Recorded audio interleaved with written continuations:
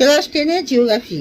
Class 10-এর geography chapter 3, প্রশ্নের উত্তর ইন বেঙ্গলি মিডিয়াম। তবে ক্লাস 10-এর জিওগ্রাফি চ্যাপ্টার 3 বাড়িমণ্ডল। তোমরা সবাই মন দিয়ে শোনো আর লেখো, সবাই লাইক অ্যান্ড সাবস্ক্রাইবটা দিয়ে দাও। মেরু অঞ্চল থেকে শীতল সমুদ্র স্রোতে, তাহলে মগ্নচড়া কাকে বলে? মগ্নচড়া কি? মেরু অঞ্চল থেকে শীতল সমুদ্র স্রোতের সঙ্গে ভেসে আসা হিমশৈল উষ্ণ স্রোতের সংস্পর্শে এসে গেলে গলে যায় এবং হিমশৈল মধ্যস্থ নুড়ি, কাকড়, বালি, কাদা প্রভৃতি ওজন অনুসারে সমুদ্রের তলদেশে পর্যায়ক্রমে থিতিয়ে পড়ে।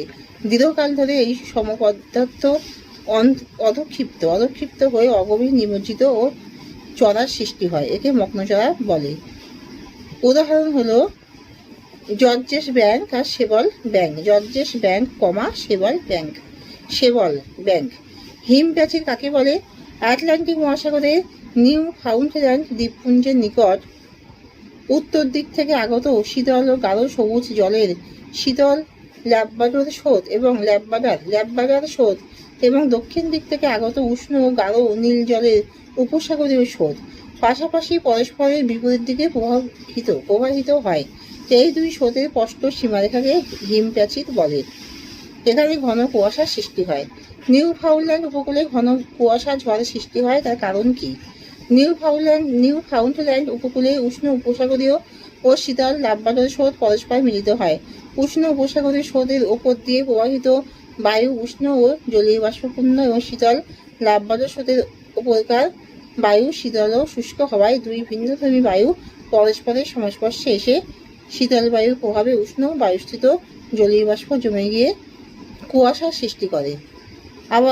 আবার নিউ ফাউন্ডল্যান্ড উপকূলের কাছে এই দুই ভিন্নধর্মী বায়ু মুখোমুখি সংঘর্ষের ফলে মাঝে মাঝে ঘূর্ণিঝড়ের সৃষ্টি হয়। উপসাগরীয় স্রোত কাকে বলে? উত্তর আটলান্টিক মহাসাগরের মেক্সিকো উপসাগর থেকে উৎপন্ন একটি উষ্ণ স্রোত হলো উপসাগরীয় স্রোত। এই স্রোতের কয়েকটি উল্লেখযোগ্য বৈশিষ্ট্য হলো এই স্রোতের জলের রং নীল, এই স্রোত উষ্ণ, এই স্রোতের বিস্তার 64 কিলোমিটার, এই স্রোতের গড় গতিবেগ 10 থেকে 15 মাইল, এই স্রোত প্রতি সেকেন্ডে 74 থেকে 93 মিলিয়ন ঘন মিটার জল বহন করে। জাপান স্রোত কাকে বলে? উত্তর প্রশান্ত মহাসাগরের এই স্রোতটি উত্তর নিরক্ষীয় স্রোত প্রথমে পূর্ব ভারতের দ্বীপপুঞ্জ এবং পরে ফিলিপাইন্স দ্বীপপুঞ্জে প্রতিহত হয়ে উত্তরে বেঁকে যায় এবং দক্ষিণে নিরক্ষীয় স্রোতের উত্তরগামী শাখার সঙ্গে মিশে কুরোশীয় স্রোত নামে এবং জাপানের পাশ দিয়ে প্রবাহিত হবার সময় জাপান স্রোত